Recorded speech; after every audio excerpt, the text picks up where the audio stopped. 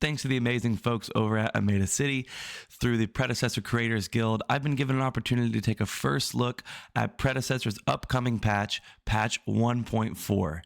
This patch is absolutely massive and has some changes for every single hero in the game.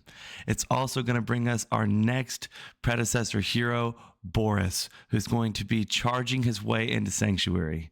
We got a lot to cover in this patch, so let's get to it. Kallari is an assassin in Predecessor that is played exclusively in the jungle. She is a difficult hero, but many people choose to spend time on her to get their execution threshold up, and they tend to carry games when you play her well. She's received a suite of changes in patch 1.4, which we're going to go over in detail now. Her passive ability is called Deathmark.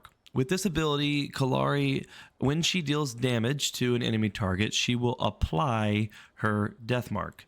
This mark will reveal the enemy for 3.5 seconds, and after the duration, that mark will detonate, dealing damage, which comes across to the enemy as true damage. Kallari can only have one mark applied on an enemy at a time, and it can't be reapplied to an enemy within 12 seconds. Additionally, this ability gives Kallari the ability to periodically jump up to 2 additional times. So when you're playing her, you'll notice that she's flying through the air all the time. That's where this comes from.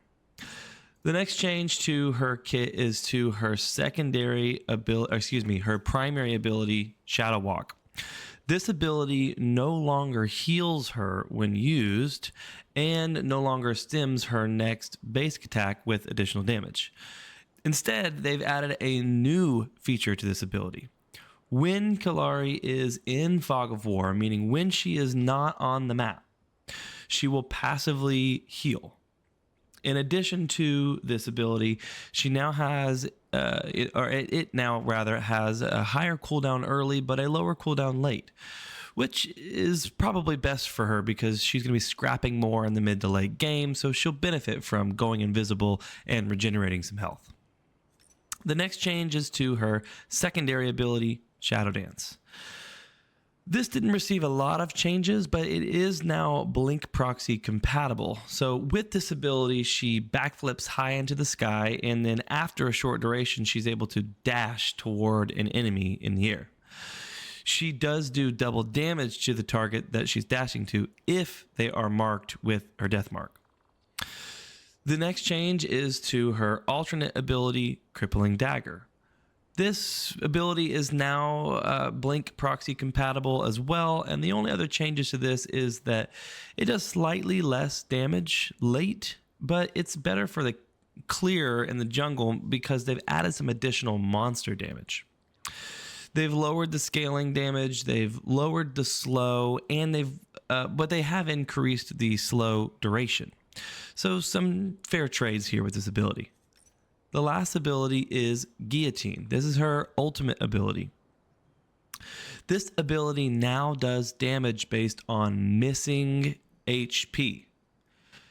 And I believe that this really offsets the damage nerf that this ability took because they did lower the base damage of this ability and they reduced the scaling damage on this ability by half. However, it's up to a 175% bonus damage depending on when Kallari decides to utilize this ability. The lower the health the enemy has, the more damage Kallari will do with this ability.